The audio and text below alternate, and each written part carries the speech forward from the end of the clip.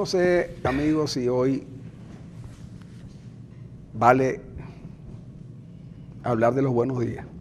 No, yo creo que buenos días a veces no. Seguramente, si hablamos de los buenos días, es para tratar de discernir entre si se debe decir buenos días o buen día. De cualquier manera, los entendidos en la materia, que son muchos, han señalado que igual se puede decir buen día que buenos días, pero para que los buenos días sean de verdad buenos, es necesario que uno los pueda calificar de buenos. Y yo creo que hoy es un día que nos llena de dolor y de tristeza. Y ese dolor y la tristeza nos va a acompañar durante todo el día de hoy. Y si no fuera por lo duro de las circunstancias, hiciera algún tipo de humor con eso del día y de la noche. Pero no lo voy a hacer. Y no lo voy a hacer porque no sé por qué razón las últimas muertes me han dolido tanto. Todas me duelen, todas. Me dolió mucho la de Paul Moreno, no tenía por qué morir. No tenía por qué morir de la manera como murió. Me dolió mucho la muerte del muchacho jovencito de apellido Vera frente a la Universidad Rafael Urdaneta, que tampoco mereció morir. Y me dolió profundamente que el presidente de la República justificara la muerte de este muchacho frente a Urbe. Y no me reconocí en el país donde nací. Y esta semana caen nuestros muchachos uno tras otro. Y cada día la hazaña es mucho mayor. Ayer los empezaron matando con lacrimógenas, que el gobierno y las policías y los cuerpos armados saben que no se pueden disparar directo a la persona, y mucho menos a la distancia en la que disparan. Pero ya no los están asesinando. A los muchachos que nacieron, este muchachito de ayer tendría apenas 3, 4 años cuando llegó Chávez al poder, llenando de ilusiones a unos cuantos venezolanos. Y sin embargo, Chávez se fue y nos dejó lo peor del chavismo. Desgraciadamente. Chávez también quizás nos pudo dejar lo mejor del chavismo, pero eso lo abandonó muy temprano. Nos dejó lo peor del chavismo y nos dejó la muerte de nuestros muchachos. Sí, alguien va a decir, ¿y por qué están en la calle? Porque tienen derecho a estar en la calle. Porque esta calle no es de la policía, como gritábamos antes. La gente tiene derecho a ir a la calle porque sufre, y los jóvenes van a la calle a representarnos a todos los demás. Y no crean que porque ustedes ven en la calle, como decía uno de los más conspicuos dirigentes de la masacre que le están haciendo a los venezolanos en días pasados, que es poca gente la que va, acompañado, diciéndoselo a José Vicente Rangel. Y Rangel aceptando eso. ¿Quién lo diría? Rangel también es lo peor del chavismo. No saben cuánto siento haber perdido mi tiempo cuando Rangel en campaña me utilizaba para que lo llevara de un lado a otro cuando venían sus giras en el Zulia. De verdad que seguramente más adelante, llevado por las circunstancias y por la presencia aquí de este caballero que a veces me hace reír, contándome historias que yo había olvidado, retome un poco del humor que es característico en este programa, pero no podía arrancar hoy sin decirles que hoy, como el de ayer, no fueron buenos días. Buenos días, señor Areja. Bueno, si se puede decir buenos días, yo creo que sí, han pasado 80 y tantos días en los que los buenos días vienen con puntos suspensivos, porque uno nunca sabe lo que va a ocurrir en el transcurso del día. podemos decir que un día, un muerto. Es decir, el promedio es ese. Un día de protesta, hay un muerto. Lo de ayer, de verdad que... lo de ayer me recuerda mucho, y le estaba diciendo a Emmanuel que colocar una canción de Sting llamado Fragilidad, porque el caso que implosiona en buena parte el régimen de Somoza es cuando un guardia nacional somocista mata a un periodista de un tiro en la cabeza con su fusil y es visto por todo el mundo porque estaba siendo grabado por el camarógrafo del periodista. La imagen de ese guardia nacional somocista se parece bastante al soldado de la aviación que mata a este muchacho Vallenilla, a David José Vallenilla. Idéntica, con la diferencia de que el periodista en Nicaragua estaba indefenso, acostado en el piso, y este muchacho estaba protestando del lado de la cerca, y que no era ninguna amenaza para el soldado, ninguna amenaza. Ese asesinato es posterior a una locución del presidente Maduro donde dice que las manifestaciones solamente han sido enfrentadas con gasecitos lacrimógenos y agua. Bueno, acto seguido ocurrió el asesinato de Vallenilla, de David Vallenilla, con una novedad, que esta vez no fue la gloriosa Guardia Nacional Bolivariana la que asesina al joven. Esta vez fue un miembro de la Fuerza Armada Nacional Bolivariana, de la aviación bolivariana. Y eso coloca el asunto en otro punto. Porque aquí va a tener que hablar Padrino López, porque él ha dado la orden expresa de que no se utilicen armas letales en las manifestaciones. Este soldado no solamente disparó una vez en el pecho a este joven, en el piso ya. Y no fue en defensa propia. Y no fue en defensa propia, exactamente. Una reja lo separaba. Exactamente. Y el joven estaba desarmado. Van a decir que fue asedio al centinela, porque siempre hay un conejo en la chistera por parte del gobierno, siempre sacan algo. Pero esta vez todo el mundo lo vio, que un soldado de manera artera dispara al pecho de este muchacho y lo mata. No sé cuál va a ser el argumento. Ya Tarek William Saab dijo que era un vil asesinato.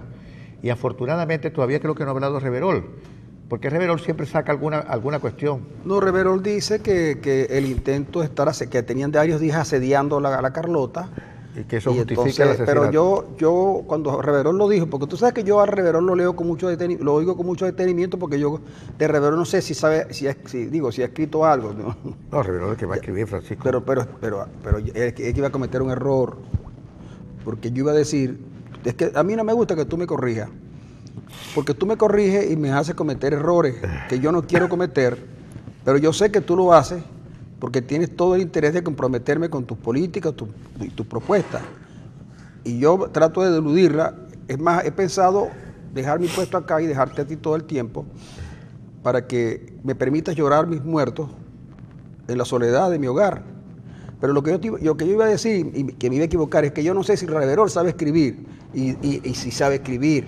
Aunque escribir es muy complejo, no cualquiera sabe escribir. Escribir no es garabatear ahí, unir las letras y construir algunas oraciones. No, señor. Escribir es mucho más que eso. Pero no me refería a eso, sino que lo que yo digo es que como prócer de la revolución, Reverol debía haber escrito algo que nos diera más o menos cuál es su ideario, ¿no es verdad? Sí, bueno. Hay revolucionarios que no tienen idea. Sí, no tienen idea realmente. Reverol no es ningún revolucionario, chico. Reverol es un guardia nacional, es un militar. Pero yo me preocupo por Reverol, porque Reverol es de Cabimas.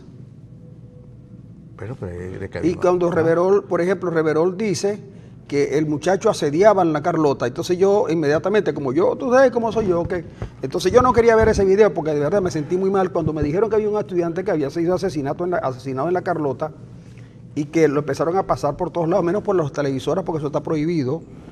Eso no se puede poner en las canales. Sí, porque incita a la violencia. Sí, porque incita a la violencia. No, y tienen razón, porque si pusieran esos videos en la televisora, los soldados no hubieran liquidado a 76 o 78, ya hubieran los soldados llevados por la televisión, seguramente eran miles de miles, ¿no?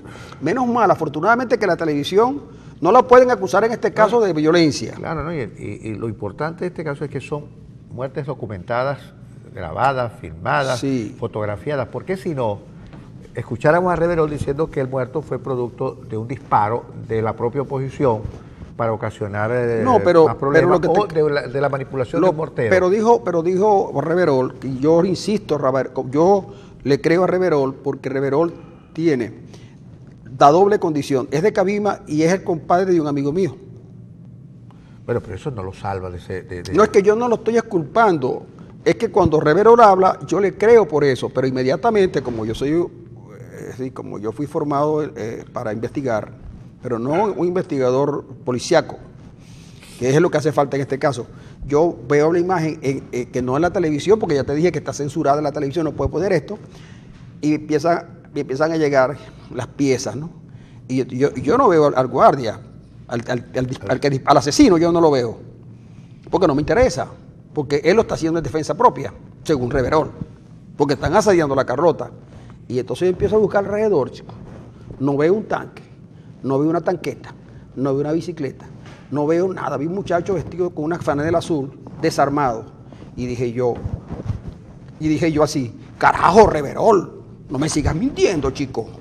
Bueno, eso causó, Arenas, revuelo en la familia. ¿En tu familia? Claro. ¿Por qué? Porque era la primera vez que yo me rebelaba, chico. Contra Reverol. Y tenía que ser así, rebelarte contra Reverol. No, es la primera vez que me rebelo y entonces me dicen, claro, ya estás leyendo los comunicados esos que está pasando Luz Meli Reyes y ya quieres meter a la familia en el 350. Y yo no estoy metiendo a nadie, yo solamente me estoy rebelando contra Reverol porque no me deja otro camino, porque él dice que están asediando la Carlota y yo busco los elementos que me permitan ver lo que me dice Reverol, porque antes era fácil mentir. Claro, cuando no haya televisión, ni haya diario, ni haya internet, ni haya nada, este muchacho, el asesinado es el que dispara, seguro. Por eso es que Maduro y otros dictadores en el mundo, Maduro, saco a Maduro, que Maduro no es dictador, no es dictador. Por eso es que a los dictadores en el mundo no les gusta tener televisión, no les gusta tener libertad de expresión.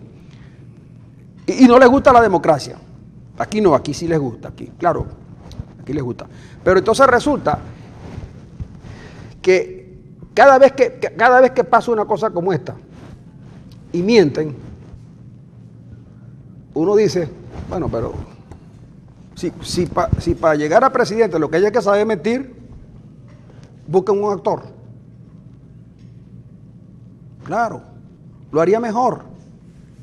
Y seguramente bailaría mejor, hablaría mejor y seguramente ejecutaría mejor los instrumentos y probablemente tuviera estudios actorales que justificaran un poco la falta de conocimientos y de ideología que algunos tienen. Pudiera ser. Yo de verdad que confieso que a partir de ayer, y no quiero revelar que otro funcionario de esos duros del gobierno es de Ciudad Ojeda. Es de Ciudad Ojeda, otro de los duros. Sí, bueno, es decir, la costa oriental está nutriendo a la revolución. Sí, señor. de hombres ¿Tú duros. sabes de dónde es González López? El que fue ministro y ahora jefe del SEBIN, de Ciudad Ojeda. Yo no lo quería contar, Arenas, porque también de Ciudad Ojeda soy yo. Sí, pero el problema es que no importa de dónde sea. Pueden ser del cielo, pero el poder, cuando está en el poder, les da una característica muy especial. El instinto goleador de Suárez. Sí, el poder tiene esa característica. El poder cementa, unifica a los que detentan el poder con criterios de ese tipo. Pero yo te voy a decir... Reverol pudo haber sido el ángel Gabriel, el anunciador de un nuevo mundo, pero Reverol, al llegar al poder... Pudo ser Pepe Pedrosa. Se enferma. Pudo haber sido Pepe Pedrosa, exactamente. Pero se enferma. Reverol, González López, están enfermos. Este es un gobierno enfermo, un gobierno psicótico, un enfermo disociado además. Pero ven acá, ¿y qué sabes tú si este gobierno tiene una enfermedad terminal? No, de eso no tengo la menor duda. Pero ven acá, y hay muchos enfermos, muchos, o tal vez pocos, enfermos terminales, de la cabeza. que pierden la cabeza. Fíjate, en algún momento ellos hicieron casi común el concepto de disociado, diciendo que la oposición estaba disociada en Venezuela. No, al contrario, quien está disociado de la realidad es el gobierno, porque mira, la encuesta que tiene la UCB hoy, que lo tiene en las páginas web, revela que, esta la debe leer el gobierno mucho más que las de Schemel, revela que obviamente el gobierno está reducido a un 10%. La UCB dice, la encuesta dice que de producirse la constituyente, el gobierno va a sacar 1.300.000 votos. Eso es lo que va a sacar de su masa de afectos. Pues. 1.300.000 votos es lo que sacaría. Esa encuesta la debe leer Maduro, Diosdado y compañía, porque le está diciendo que el 90% del país rechaza no solamente la constituyente, rechaza al gobierno porque es malo, incompetente, ineficiente, corrupto. Es decir, cualquiera de los adjetivos que nosotros digamos hoy pueden ser perfectamente aplicables al gobierno.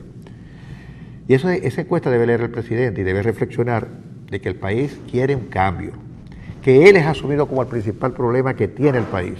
Es decir, es todo el modelo es responsable, pero él se personifica. Pero yo quisiera que nos dedicáramos un poquito después a la constituyente nuevamente con esa encuesta. Pero yo quería decirte lo siguiente, cuando todo esto comenzó, Maduro no tenía los niveles de impopularidad que tiene ahora. Bueno, y llegó a ganar las elecciones con... pero Maduro tuvo un capital político importante. Incluso cuando esto comienza, Maduro no estaba... Maduro es, digamos, quien más ha pagado, quien más ha sufrido por todo lo que ha pasado en la popularidad. Porque de verdad que antes la gente no hablaba de Maduro, porque la gente siempre pensó que Maduro era un tipo puesto ahí puesto ahí, pues no. Es decir, muchachón. Mientras tanto, pues. Sí, mientras tanto. Pero Maduro, alguien lo está asesorando mal. Alguien le está asesorando mal, o Maduro, los alimentos que cultiva en Miraflores no le están haciendo bien. Entonces uno se preocupa, ¿no, Arenas? Yo de verdad no quiero, te decía que no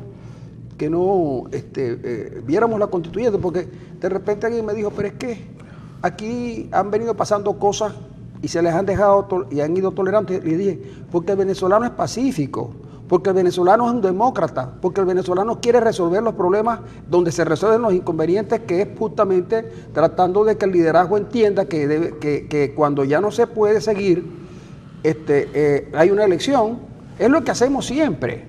Siempre hay una elección, siempre hay una toma de decisión que nos lleva a nosotros a resolver los problemas mediante, chicos, que el que tenga la mayoría que resuelva. Ahora, el gobierno habló de una guerra económica que estaba solamente en su fantasía. Era la fantasía del gobierno, una guerra económica. Y hace 3 años el dólar estaba a 64 y tantos bolívares, cuando Rafael Ramírez propuso que iban a cambiar las cosas y que iba a hacer unas propuestas en Estados Unidos y en Londres y tal.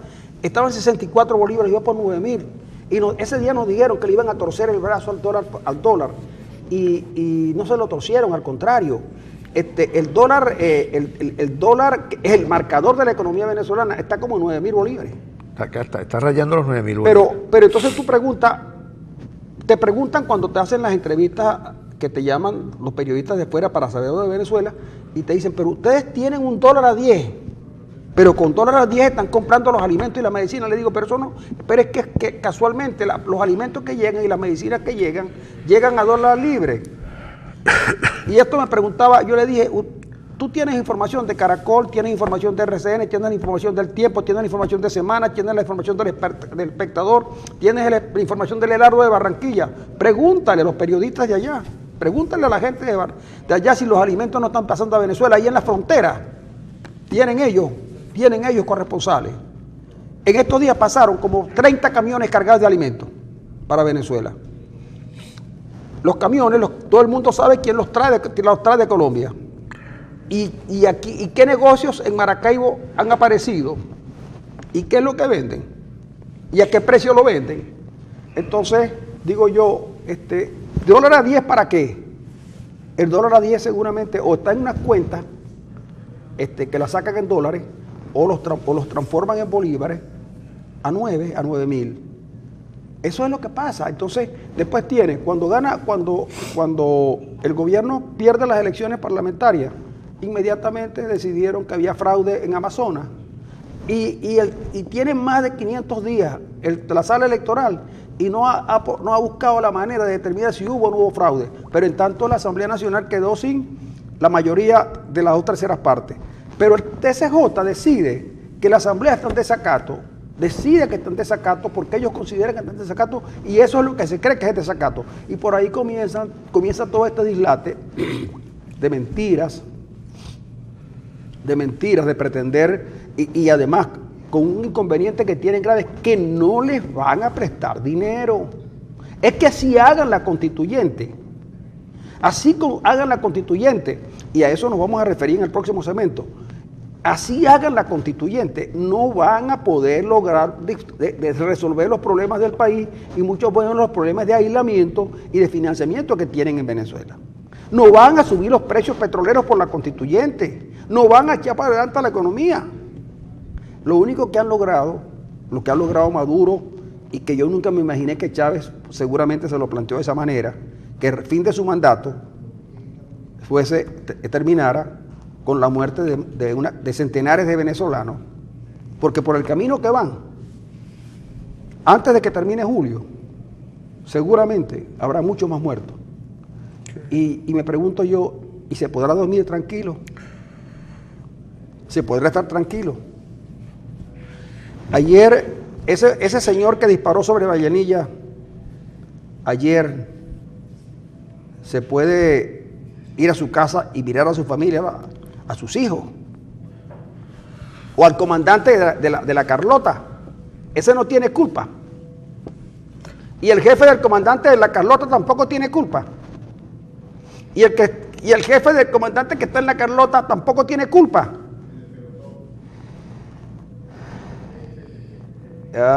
Y pregunto yo, entonces eso se quedó así.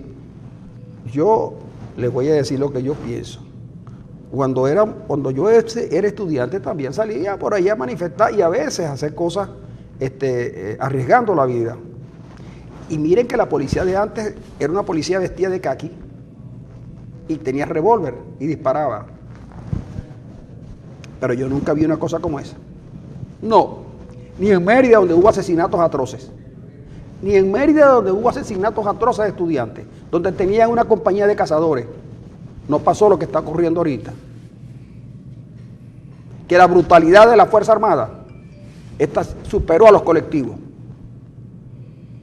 La brutalidad de la Fuerza Armada superó a los colectivos. Y entonces, padrino,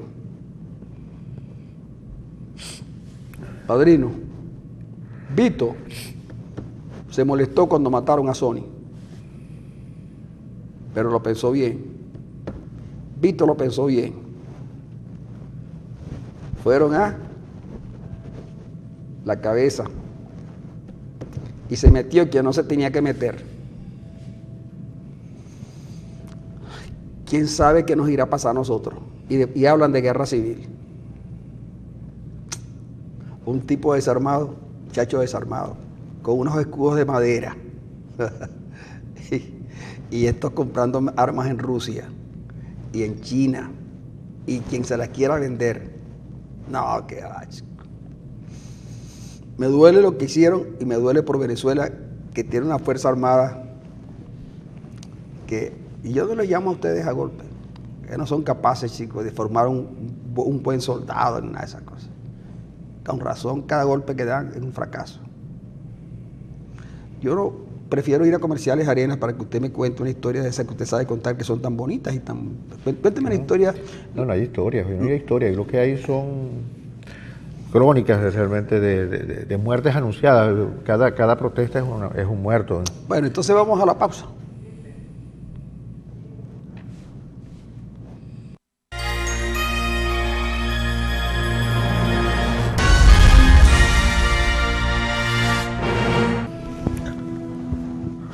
Día difícil el viernes, ¿verdad?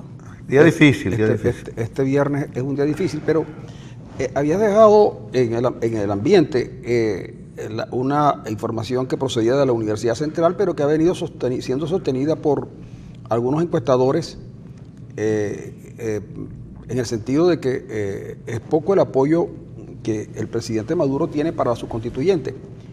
Y fíjate tú, por ejemplo, que cuando tú oyes hablar a los principales voceros del gobierno, ellos poco se refieren a los problemas de los venezolanos.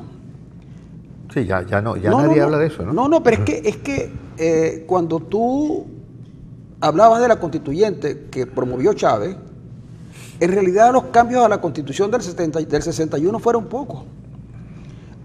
Incluso hubo incorporación de cosas que de verdad había que incorporar. Incluso las constituciones tienen que irse estudiando periódicamente con el propósito de modificar lo que la propia sociedad está demandando. Pero resulta que Venezuela se debate en una crisis política, económica y social de incalculables proporciones. Y el modelo económico venezolano hizo agua. El propio presidente de la República lo reconocía un día pasado. Entonces el presidente en la constituyente pretende agudizar, profundizar el modelo económico que ha sido un fracaso. Pero los problemas de la gente no están allí. Más participación no es lo que se quiere menos participación de la gente. Hay quienes dicen que es probable que el fracaso haya sido que como el presidente de la República tiene gobernadores y alcaldes no designados por él, pueden conspirar contra su gestión. Por lo tanto, hay que acabar esas elecciones que hay de gobernadores y alcaldes y de concejales, entonces, porque ese es un problema. Luego, a Cabello le molesta profundamente la actitud de Luis Ortega. Entonces él va para la constituyente a proponer que lo primero que tienen que hacer al llegar es liquidar a Luis Ortega. Se quita a Luis Ortega. Y Carreño y Diosdado, que fueron derrotados en las elecciones parlamentarias, derrotados. El Pollo Carvajal le ganó a Diosdado Cabello. Le ganó. Cabello entró como segunda opción, mientras que Carvajal ganó su circuito, se midió un circuito. Entonces Carreño y Diosdado quieren acabar con la Asamblea Nacional porque eso es una afrenta. Y entonces cada quien tiene su plan de ajuste para la constituyente que viene. Pero me pregunto yo, ¿una constituyente aprobada por cuántas personas? Bueno, según la encuesta, es 1.316.000 personas las que votarían por la constituyente. 1.316.000, sí, más o menos. Ese es el 9% del padrón electoral.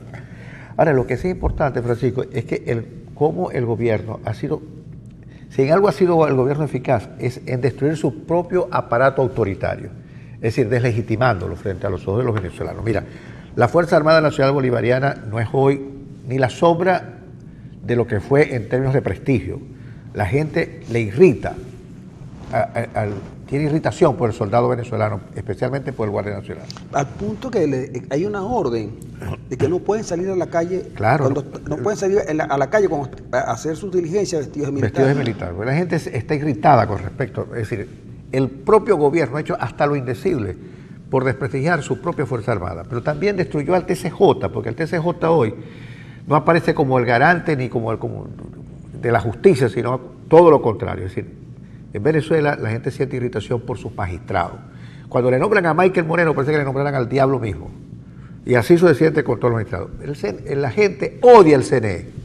Es más, cuando en la encuesta le preguntan si Venezuela tiene elecciones limpias, transparentes, universales, directas y secretas, la gente dice que no, en un 80%. Me perdí en esa parte del CNE. Y lo peor de todo es que probablemente, hasta yo lo dudo, en el pasado el gobierno pudo ganar las elecciones. Pero vista la actuación de estas señoras en el CNE, claro, tú puedes llegar a la conclusión de que si se comportan ahora, sí, se comportaron en el pasado igual. Mira, hoy la gente empieza a tener dudas si todas las elecciones pasadas las ganó efectivamente el gobierno. Pero no te has referido al Contralor, a Galindo. El Contralor es el peor evaluado de los poderes del Estado. Es el peor evaluado, tiene apenas el 9% de aceptación. Yo creo que ahí se ha sido injusto. Mira, el 91% rechaza la actividad del Contralor. El poder moral es otro poder que el gobierno prácticamente destruyó. Pero el poder moral, yo no lo justifico, pero explico su caída, porque los esteroides no sirven para todo. Sí, obviamente que sí, para ganar músculos, pero... pero yo no estoy hablando de los esteroides. Pero incluso es decir, es incluso cuando alguien tiene, pues que yo quiero que quede claro alguna cosa, porque yo contigo, tú haces así, y entonces sacas unos músculos. Y yo no, ustedes saben por qué yo me pongo chaqueta todos los días. Pero fíjate cómo he hecho, tú no ves esto todo lo que he hecho. Hice así, ganas músculo. Bueno, está bien, pero fíjate tú lo siguiente, los esteroides a veces no son contraindicados cuando las personas son alérgicas. No, y otras cosas. Entonces, ¿por qué tenía el poder moral que usar esteroides? Fíjense que al final descubren que tienen esteroides y les prohíben jugar en la liga, como le prohibieron jugar a este muchacho Cabrera. Bueno, fíjate, los esteroides reducen todo. Ajá. Pero con Galindo, yo creo que yo iría contra esa opinión. Una vez le preguntan a Lupo Rivera, un cantante mexicano, esos de México, cosas de esas, ¿no?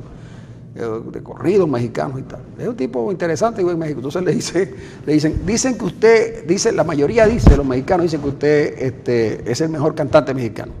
Y el tipo le dijo, bueno, yo realmente creo que no, pero yo no puedo ir contra la opinión de tanta gente. En este caso, yo voy a defender a Galindo. ¿Por qué voy a defender a Galindo? Porque no me quiero retrotraer a épocas pasadas, pero el nepotismo siempre fue considerado malo, porque era colocar a familiares muy cercanos en posiciones de poder que no le correspondían y que solamente podía llegar allí porque por la familiaridad con el que garantizaba la decisión. Pero miren que Venezuela también es pionera en eso. Galindo metió a toda su familia, y cuando digo toda su familia, es toda la familia, porque no, los nietos ya están por entrar también. Bueno, el problema es que Galindo es un fiel seguidor del himno nacional, nada más que le cambió uno de los versos. Seguid el ejemplo que Cilia dio. Pero Cilia Flores, cuando hizo eso, que convirtió la Asamblea Nacional en un jardín de flores, nunca le preguntaron sobre el nepotismo, y cuando le preguntaron, ella evadió la pregunta. No voy a decir, como se dice en el lugar común, inteligentemente evadió la pregunta, porque no lo hizo por inteligencia, sino porque la cosa era comprometida. Es como que le preguntaran ahora, señora Cilia, esos señores que están detenidos en la ciudad de Nueva York, acusados de tráfico de droga, ciertamente tienen alguna relación afectiva con usted. Bueno, yo la última vez que compré harina de maíz precocida la compré de una marca distinta a la de la Polar, porque yo no compro productos de Lorenzo Mendoza. Pero no lo estamos preguntando. Realmente no he comido más arepa. No fue no evadió inteligentemente. Y cuando la acorralan dice, ellos son hijos de mi hermana.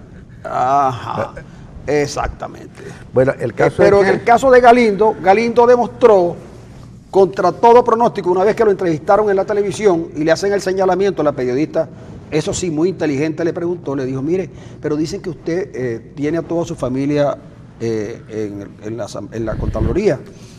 Y entonces él la mira circunspecto y le dice, sí la tengo, pero eso es nepotismo, le dice la periodista. Y ella le dice, sí es nepotismo, pero es nepotismo bueno. Es nepotismo bueno. Lo que le faltó a la muchacha fue decirle, ay, entonces hay un nepotismo malo. Pero no le dio tampoco, porque quizás, tú sabes cómo son los tiempos. Le dio miedo. Tú sabes cómo son los tiempos en televisión. Le dio miedo, no, le dio miedo. Le dio miedo, ¿verdad?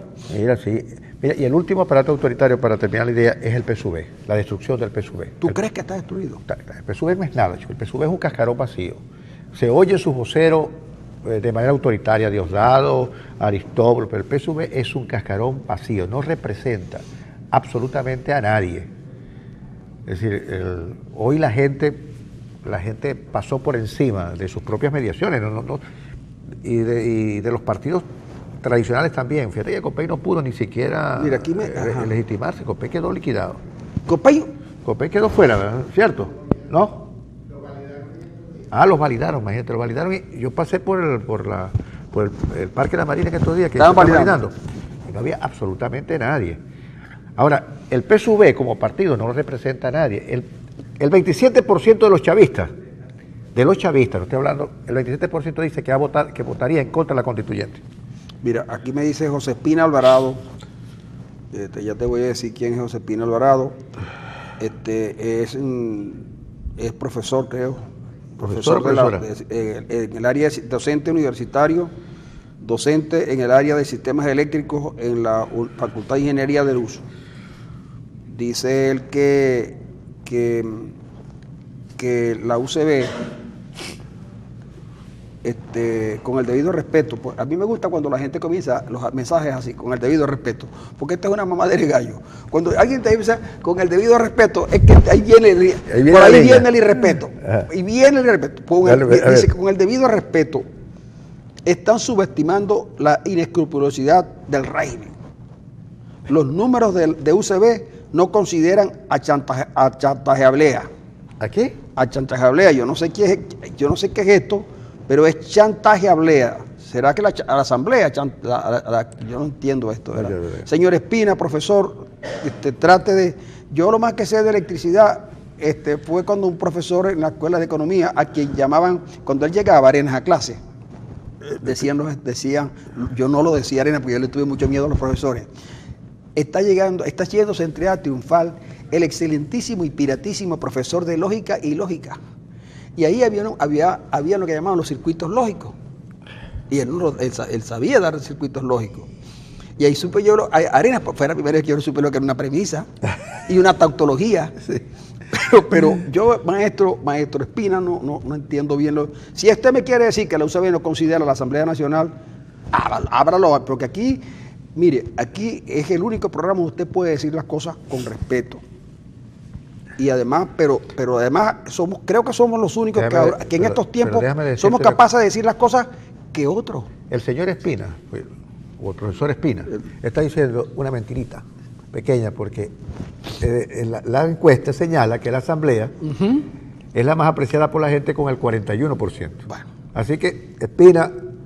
Y aquí me dicen que lo de el Contralor es tan importante, y que es cierto, porque aquí todo es así. Hasta le dio trabajo a su sobrina Doménica Galindo. Es que tampoco tienen que poner así como expusieron al hombre que le disparó, que se equivocó. Yo he visto 2 crímenes atroces en este país. ¿Se equivocó? Sí, pero yo he visto 2 crímenes atroces. 2 de tantos crímenes que hubo. El Guardia Nacional que mató al perrito, ¿vale? Yo tengo un perrito. Y él, yo creo que finge que me quiere porque yo tengo una galleta con la que lo chantajeo. Pero yo lo quiero. Yo no sé si pero él te quiere bastante. Yo no sé si me quiere. Él te quiere bastante. Pero él, yo lo quiero, pues.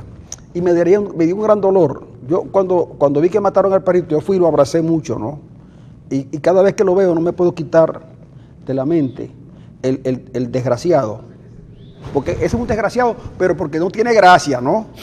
Por falta de gracia, no por otra cosa. Sí, porque mataron un perro. Le dio un tiro porque estaba ladrando. Y yo me digo, y ese señor cuando los hijos chiquititos lloran, les da una pela. Le pegará, ¿verdad? Sí, claro. Y esos son los hombres nuevos. Porque yo creo que ese guardia nacional que le dio, o el policía que le dio el tiro al perrito, no debe tener sino 23 o 24 años. Es un hombre nuevo, nuevo. Un hombre nuevo que no soporta. Y el hombre que mató ayer, es otro hombre nuevo. Es otro hombre nuevo. Sí. Y entonces, Arena... Inclusive la escopeta de perdigones era nueva también. Mira, los colombianos, que nos llevan a nosotros una morena en muchos aspectos, han enviado una comisión a Turquía para asesorarse en el manejo masivo de refugiados. Pues prevé una situación similar con Venezuela. Los colombianos que se adelantan a muchas cosas, qué sé yo. Bueno, ellos resolvieron nombrar una comisión para que fuera a Turquía, para que dada la experiencia que tiene Turquía en el manejo de refugiados masivos que llegan a sus territorios de países que son azotados por la guerra, para que los asesore a ver cómo tratar el refugio de venezolanos que ellos prevén que van a ir hasta Colombia, por la situación humanitaria que hay en Venezuela, a pesar de que la señora Rodríguez, la joven Rodríguez, la Delcy Rodríguez, dice que aquí no hay ninguna crisis, que eso es totalmente mentira, que aquí no hay crisis humanitaria, la gente está satisfecha con el gobierno, que come 5 veces al día, que tiene medicinas, que tiene empleo, etcétera, etcétera. ¿De acuerdo? Así son las cosas. Así que, bueno, los colombianos están previendo una cosa pero terrible fíjate para tú que Venezuela. los colombianos siempre se anticipan, con todas las diferencias, y Colombia es un país que hay que estudiarlo bien, es un país con problemas hasta por su propia conformación territorial, pero tienen una clase política que con las divergencias que puede haber con ellos, con algunos de ellos, han ido resolviendo sus asuntos y los van resolviendo bien. Con tropiezos, pero por ejemplo, uno siente que la economía colombiana funciona en base a Colombia. Es decir, mira, cuando estaba en plena apogeo la lucha guerrillera y atacando la ciudad, yo estuve en Bogotá, con las precauciones del caso, y yo sentí que a pesar de que Colombia estaba en una guerra con las FARC en ese momento en auge, antes de llegar Uribe, yo llegué un poco antes de Uribe, yo no es que me sentí seguro, porque realmente no me sentí seguro, pero yo fui a los automercados Y había cosas. y habían cosas. Fui a las librerías y funcionaban libros. las librerías. Y fui a las ventas de flores Y había y flores. habían flores. Y no de Cilia, ¿no? Y no, allá eso, no se conocían, esa flor no se conocía. Y Esa flor no allá retoña. esa flor allá no retoña. Pero en Venezuela, aun cuando no estamos en una guerra declarada, ni mucho menos, porque las guerras son dos contendientes. En Venezuela no hay contendiente para los militares y los policías venezolanos. Pero uno anda con, primero tú vas a comprar una medicina, no la consigues. Y ya me sigues en la noche, ¿vale? No, terrible. Mira, yo te digo, a mí me llega a pasar, yo vivo cerca de dos centros hospitalarios grandes, que no sé si tendrán insumos, pero para allá me iré. Pero los que están lejos, que no salgan de su casa, pues los pueden matar saliendo. Sí, señor. Si es que en las calles, mire, en las calles de los barrios cercanos a la urbanización donde yo vivo, a la gente, a los pobres, les roban la comida, chicos. Sí. Venía una señora caminando de aquellos lados de la que llaman la de Isla Norte, con 2 bolsas, ¿vale? Y en la esquina de la 12, como la 57 ahí cerquita, unos motorizados se la quitaron y la señora solo lloró, chicos, no hallaba, llorando, pero a lágrima viva, y no había nada que la consolara, porque los que la robaron, ella los conoce, pero sí los conozco. Y los tipos no les importó. Yo dije, pero ¿cómo es posible que eso pase? Pero después veo la prensa y en Coro, en Estado Falcón, llegan están una muchacha y un joven enfrente de una casa, los meten en un cuarto, les rocían gasolina y los queman. Y yo digo, y entonces, pero déjame el tercero, que es el que... Y entonces yo estoy en mi casa y siguiendo las incidencias de la manifestación de ayer, manifestación a la que tienen derecho los venezolanos cada vez que puedan y quieran, chico, y veo cómo el hombre le dispara a aquel muchacho y digo, yo no puede ser, ¿por qué? ¿Qué pasó? ¿Qué nos trajo Chávez de verdad? Bueno, fíjate, lo que nos trajo, ¿Qué fue lo que nos trajo Chávez? Nos trajo fue que nos instaló en el reino del odio. Eso fue una sociedad que tenía problemas, que no era tan estratégica. Es decir, nosotros vamos a un restaurante en Maracaibo y encontramos a cualquier burgués de la burguesía regional ahí instalado en una mesa comiendo al lado de uno. Esto era una sociedad aparentemente igualitaria. Si habían diferencias, estaban bien escamoteadas. Pero Chávez nos trajo una división profunda en la sociedad y ha cambiado la estructura de sentimientos del venezolano. Bueno, es que 28.000 asesinatos por año te da idea de lo que es hoy la estructura de sentimientos del venezolano. Los victimarios, ¿verdad?, se sienten regocijados cuando son reconocidos como victimarios. Y a las víctimas las asesinan por cualquier banalidad, por cualquier cosa sin importancia, por quitarle un par de zapatos, por quitarle una franela de marca, o simplemente por matarlo. Ya no se tratan los zapatos de marca, se tratan cualquier zapato. Exactamente. Entonces, fíjate, ha cambiado. Es decir, hoy el venezolano se ha hecho torvo, chicos. ¿Tú crees que ese guardia nacional, ese militar que mata a ese muchacho, tiene que ser muy torvo, muy malo? Porque le disparó a quemarropa. Es decir, lo apuntó y le disparó. Ese joven soldado no puede ser heredero del ejército que libertó 5 países, chicos, como para estar ufanándose cada 5 de julio, que ahí vienen las Fuerzas Armadas venezolanas brillantes como un sol. No. Corrijan ese discurso. Este 5 de julio debería ser un día de luto para ustedes.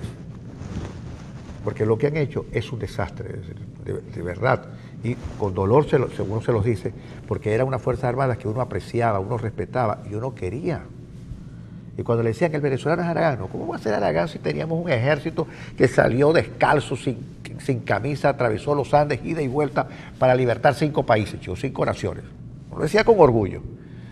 Mira lo que nos ha quedado. Y eran unos muchachos.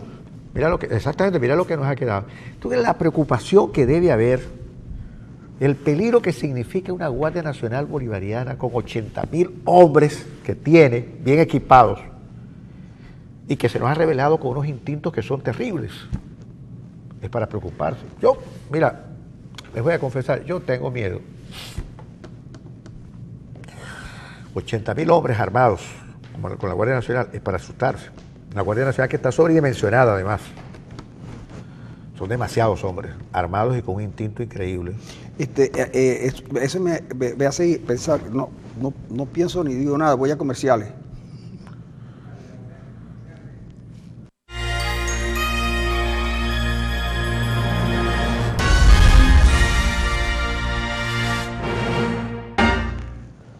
Final de trompeta. Sí, señor.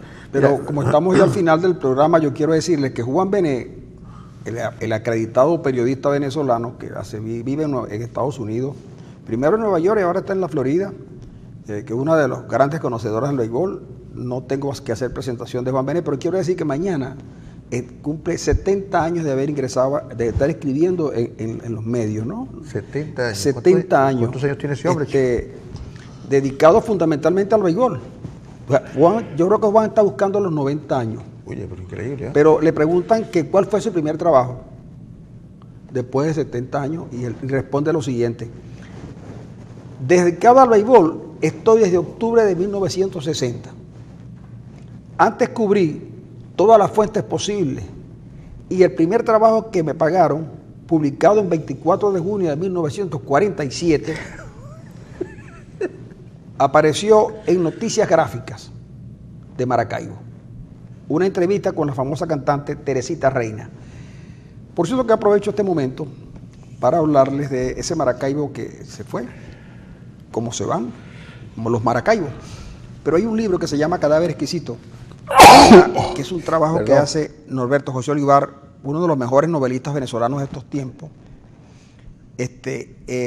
como una semblanza a Hernán Rivera, otro gran periodista y poeta zuliano. Y allí hay una remembranza a Juan Bené. Yo le regalé ese libro a Juan Bené y él tuvo la delicadeza de comentarlo en su columna de béisbol, que yo leo todos los días en el Carabobeño.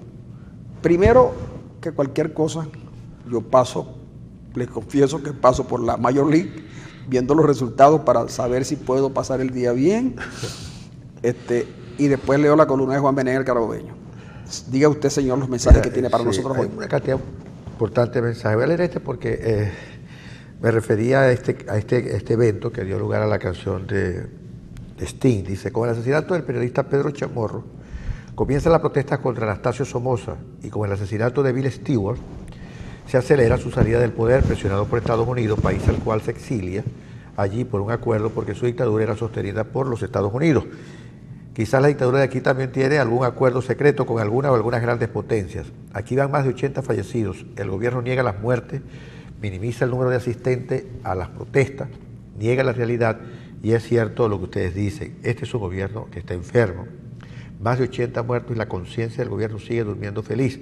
Solo los cerebros que están enfermos pueden negar todo lo que está ocurriendo en el país. Se pensaba que el gobierno tenía fondos, se vio que no. Entonces comenzó a pensar que tenía sótano, pero resultó ser que es un hueco sin fondo, y como es un hueco sin fondo, sus cerebros piensan: vengan y vengan más fallecidos, que sobran los huecos para sepultarlos. Este es uno de los mensajes que nos envía un amigo. La espada del Libertador está sucia de sangre de represores y explotadores de la humanidad, y el que le toca teniendo esas características es su fin. Pobre de las Rodríguez, dice este amigo que nos escribe. A las Fuerzas Armadas, con orgullo, pero ahora solo por obedecer unas malas órdenes de unos hombres altivos, blasfemos y vanagloriosos que están acabando con un pueblo. Buenos días. Buenos días, mi nombre es Germán Utrera. Yo no entiendo al gobierno. Quiere imponer una constituyente a ciegas. Nadie sabe el contenido y a sangre y fuego asesinando a la juventud que va para adelante. Pero aquí ya despertamos políticamente y a pesar de todo la muralla está hecha y no pasarán. Aquí me dice lo siguiente. Arenas, la Fuerza Armada, que según tu brilla y era prestigiosa, era la del 27 y 28 de 89. Eso sí es verdad. Mira, lo que pasa es que aquí la gente, como no lee, no estudia, obviamente no tenía por qué seguir la vida desde entonces. Pero yo recuerdo que mi último trabajo de ascenso fue a propósito de los eventos del 89. Y en ese trabajo yo tengo como hipótesis de que el gobierno va a terminar bajo las órdenes de una mano militar.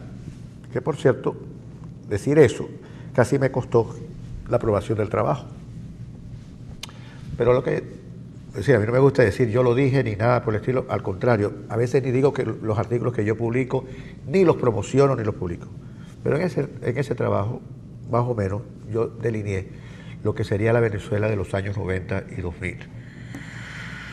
Así que ni alababa, nunca he tenido absolutamente nada que ver de adulación y nada que ver con la Fuerza Armada. Los militares tienen que ir a los cuarteles y ahí deben quedarse. Lamentablemente en el 89 salieron y lamentablemente después que salieron en el 89 jamás volvieron a los cuarteles, se quedaron en las calles, lo cual fue terrible para la República Civil que siempre creíamos que era, ¿no?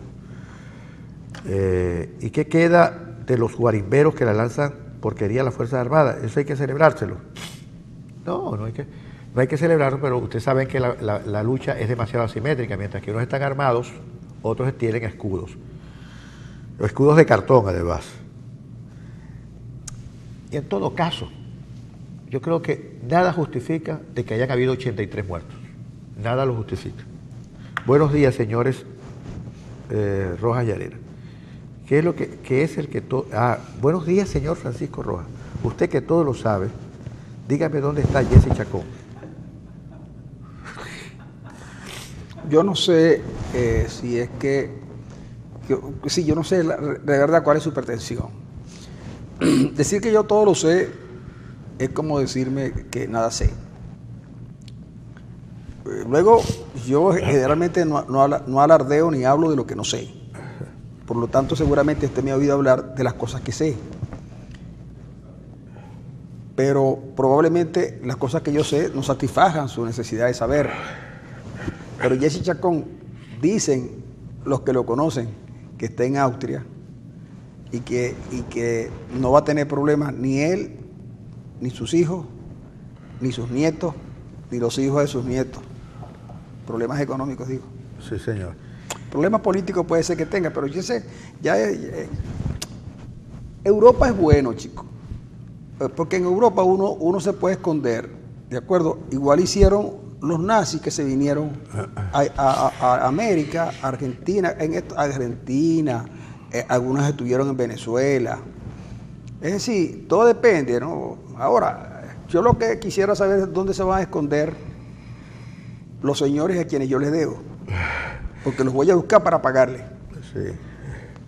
Rojas y Arenas, ustedes por sus edades, veo que sufren de amnesia y no aceptan que en el 90 se dio una transición que siguen rechazando. Mire, las transiciones tienen también su límite, no son infinitas. Hitler también quiso implantar una transición que durara 1000 años. No duró absolutamente casi nada. Pinochet también construyó una transición durante 17 años y terminó caído. Videla, Galtieri, Stroessner, Somoza, todos son gobiernos de transición. Este también es un gobierno de transición. Y a pesar de que durante algún tiempo gozó de una gran popularidad, llegó a tener hasta el 80% de popularidad y de legitimidad, la legitimidad se retira cuando son malos gobiernos. La gente que apostó con ellos porque tenía fe en el cambio y que el cambio iba a ser humano, profundamente humano, terminó decepcionada. Este es un sueño que terminó siendo una pesadilla. Hay revoluciones que terminan siendo una pesadilla. En Ernesto Sábato, en Avalón al Exterminador, hay una carta bellísima, que le escriben al Che Guevara. Estaba una buena parte de la novela relata la historia de Che Guevara en Bolivia. Y un militante de la revolución dice, esto se ha tornado en una verdadera pesadilla. De sueño pasamos a tener una pesadilla. Y así ha sido la revolución bolivariana. De sueño terminó siendo una verdadera Pero es que pesadilla. yo te voy a decir una cosa, es que yo creo, Arenas, que Chávez no llegó con un proyecto revolucionario. Chávez se hace revolucionario abiertamente, ni siquiera con la gracia de un Fidel Castro, que derrota a los gringos.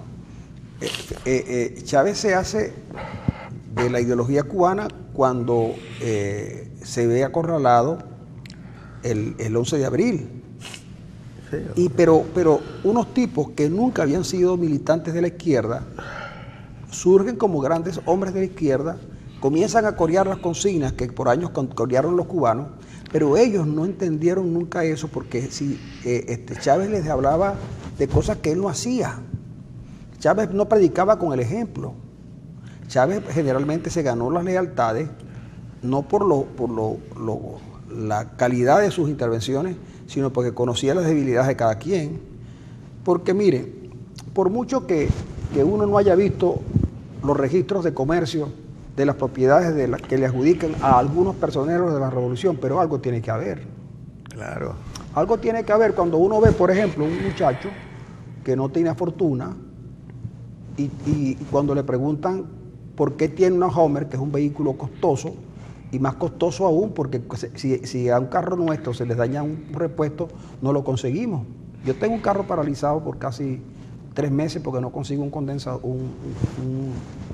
un sensor del aire acondicionado. Bueno, Yo tengo un carro también. No lo puedo mover porque si se daña el sistema de enfriamiento, se daña el motor, y si se daña el motor es peor. Yo tengo un carro que le falta la serpentina del Miriñaque Bueno, pero resulta que Pérez Pirela tiene una Homer. ¿Qué? Pérez Pirela, y entonces le preguntan que también Pérez Pirela me creó gran problemas a mí, porque Pérez Pirela le dijeron, señor Pérez Pirela, usted nos podría decir si usted tiene un vehículo Homer, y le dijo, sí.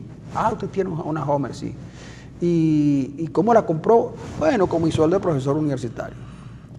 Oye, mi mujer, que poco televisión ve, ese día estaba conectada con la televisión porque iban a entrevistar a Pérez Pirela, que había sido candidato a la alcaldía de Maracaibo. Y él dejó así aquí dejó muchos seguidores, la gente de lo quería mucho. Pero me dijo, cuando yo llegué ese día, a la 1 de la tarde, me dice, mira, ¿dónde está el dinero que te pagan en la universidad a ti? Yo le dije, ¿cuál dinero? Yo me pasó usted, porque yo dije seguramente que habían pagado un retroactivo. Y contento. Entonces le digo, no, ¿cómo es posible que Pérez Pirela tenga una Homer con el sueldo de profesor universitario y tú me dices a mí que a duras penas puedes pagar la luz y el teléfono? Yo me asusto. Pero bueno, tú sabes que lo mejor en este caso es no contestar, ¿no? No, callar. Porque cualquier cosa que tú digas puede ser utilizada en tu contra. Sí, señor. Eso es lo peor de estar casado con un abogado. Entonces, cuando un día me llaman de la universidad, Francisco, ¿qué pasa? Aquí, no, mire, quieren hablar contigo. Y me volví a asustar, porque pues podía pasar lo tuyo, que te declararon oficialmente muerto. Sí, señor, por 3 meses. Me dice, mira, Francisco, aquí está tu esposa reclamando los pagos tuyos. Pero yo les hemos dicho que no, y ella dice que sí, porque Pérez Pirela se compró una camioneta. Yo tuve que explicarle, llamé al rector, mire, venga acá, hable con él. Disculpe, que no, mira, y el rector le explicaba, y no, pero es que, entonces Pérez Pirela no solamente mintió, porque Pérez Pirela, yo estoy seguro que no compró esa Homer con dinero de su sueldo. De su sueldo. De su sueldo. No. A menos que Pérez Pirela declarase en una universidad extranjera, y así sí lo puede ser. Pero no nos dijo que era universidad extranjera. Y Pérez Pirela no creó problema. Ahora, Pérez Pirela tiene una Homer, pero aquí hay unos tipos en Maracaibo que tienen una riqueza que no tenían cuando yo los conocí estudiando en la universidad. Oh, sí, claro. Bueno, hay algunos que nunca tuvieron nada y ahora tienen fortuna. Entonces, ¿cómo la hicieron? ¿Cómo la sacaron? Trampeando, Francisco. Trampeando. Mira, este señor Edison Valencia denuncia a la bomba de gasolina que está en Sierra Maestra porque cobran 1.000 bolívares por carro para que estos no hagan cola. 1.000 bolívares. Sí. Bastante, ¿no? Sí, claro. Hoy, dice este amigo que nos escribe, hoy solo lloramos. Sí, señor, hoy solo lloramos. Buenos días, a ellos no les importa la vida de los venezolanos. Los que quedan en el gobierno, todos están enfermos. Bueno, hay demasiados mensajes, Francisco. Jesús Villalobos, que siempre nos escribe, dice, Dios les bendiga, caramba. El cinismo de Maduro raya la ponderación y equilibrio mental, decir que se reprime solo con agua y gases lacrimógenos. Tenemos que irnos, Francisco. Mira, por cierto que hoy es Día de los Abogados. Ah, hoy es Día de los Abogados. Sí, por supuesto. Nosotros le enviamos a todos los abogados y lo peor es que aquí está. Aquí le está reclamando a Francisco que llegué a la casa sin haber dicho nada, porque te podemos dar pum. No, y es que mi familia, además de abogado, mi esposa es abogada, mi hija también. Y te dan tuntú. Me dan tuntú. Y yo voy a confesar que cuando yo llegué a la Universidad del Zulia, venía con toda la intención de estudiar en la Facultad de Derecho y hacerme abogado. Pero alguien que decidió por mí me inscribió en la Facultad de Economía para que aprendiera el marxismo. Es una risa. Ese hombre chico, y yo me hice economista. No reniego de la profesión que tengo, porque después de todo eso yo hubiera preferido, yo de verdad, si como a uno le tocaba haber escogido la profesión ya muy adulto, por eso es que yo digo que a uno lo tiene que poner a estudiar ya cuando uno tiene uso de razón, hubiera estudiado historia y hubiera estudiado letras.